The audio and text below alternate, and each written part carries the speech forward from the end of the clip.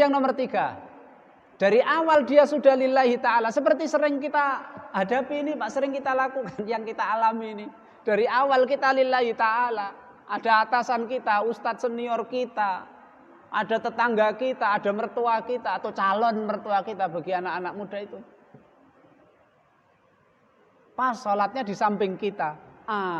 Mulai Pak, di tengah-tengah kita kasak kusuk niat kita. Riak ini muncul, riak muncul.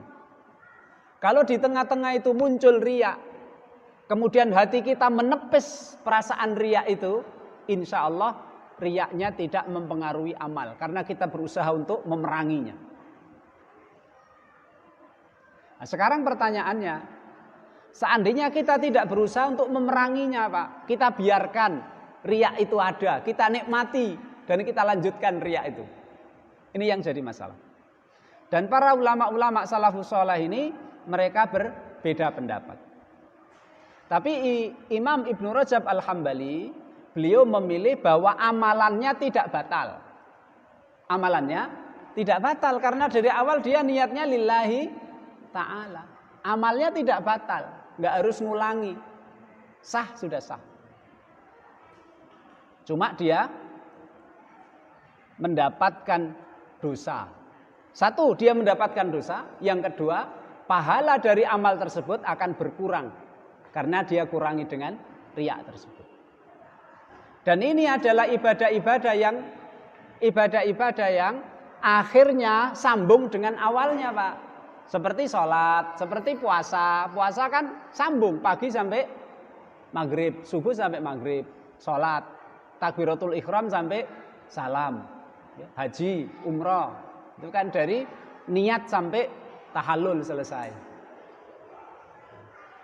Ini kalau amalnya awalnya sambung dengan akhirnya, kalau dari awalnya dia niatnya lillahi ta'ala, di tengah muncul, sekali lagi, kalau dia tepis kemunculan riya itu, enggak masalah, enggak mempengaruhi, tetap sempurna, karena dia berusaha menepisnya.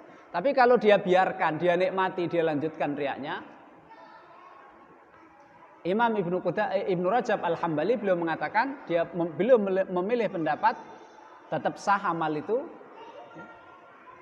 tapi dia berdosa karena riak di tengah-tengah amal dan pahalanya berkurang. Tapi kalau ada amalan Pak, amalannya itu belakang tidak berkaitan dengan awal, awal tidak berkaitan dengan belakang. Contohnya apa? Sedekah. Contohnya apa lagi? Baca Quran, zikir.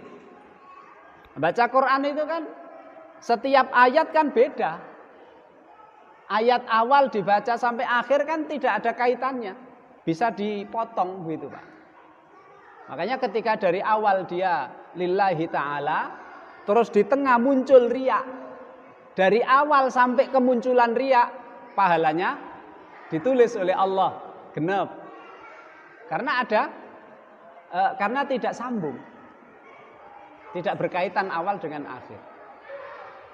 Ketika riya itu dia tepis, maka sampai akhir dia membaca Quran, insya Allah dapat pahala, riyanya tidak membahayakan dia.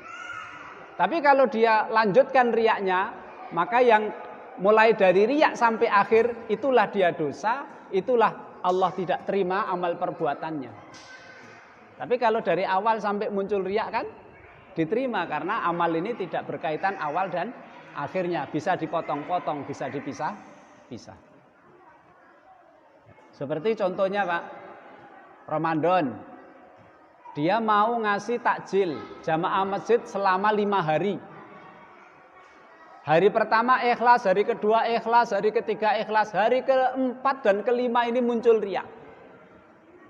Maka yang tidak diterima oleh Allah adalah keempat dan kelima, 1, 2, 3 diterima oleh Allah Subhanahu wa ta'ala. Karena awal dan akhir tidak berkaitan, alias bisa